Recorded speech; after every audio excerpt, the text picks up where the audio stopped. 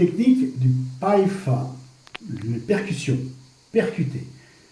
On va utiliser la main au niveau soit du tranchant de la main, soit la main à plat, soit la main en cuvette, soit on peut utiliser le bout des pulpes également et tapoter.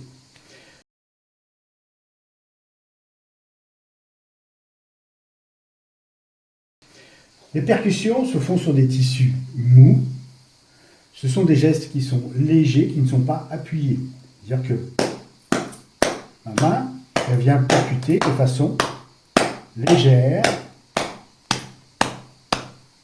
pour stimuler l'organisme en profondeur. Soit j'utilise le bout des doigts. Ce sont des techniques qu'on utilisera plus facilement sur des petites zones, par exemple sur le visage, où on va percuter tout doucement. Quand je percute, le but n'est pas de faire ça et de m'arrêter sur la percussion, c'est du rebond. Toc, toc, toc, toc. Donc il y a toujours un côté de rebond dans la technique.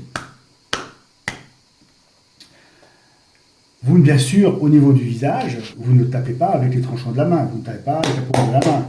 Hein, si on fait sur le visage, si on travaille sur des petites zones, comme ça.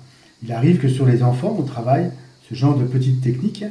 On verra en pédiatrie, où on tapote légèrement sur les zones. On est respectueux et on s'adapte en fonction des zones à travailler.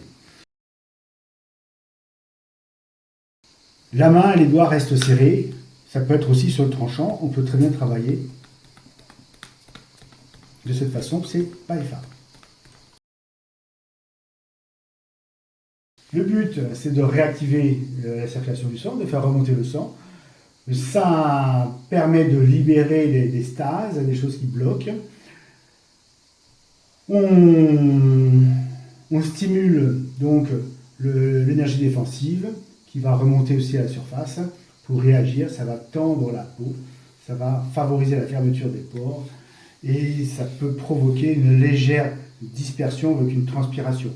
On trouve dans des qigong des pratiques de Paifa où on tapote régulièrement un petit moment sur la peau et la peau va commencer à se relâcher et ça va provoquer une petite dispersion, les pores de la peau s'ouvrent. Si on fait le passer comme ça, ça serre, ça excite, ça serre et le système tonifie.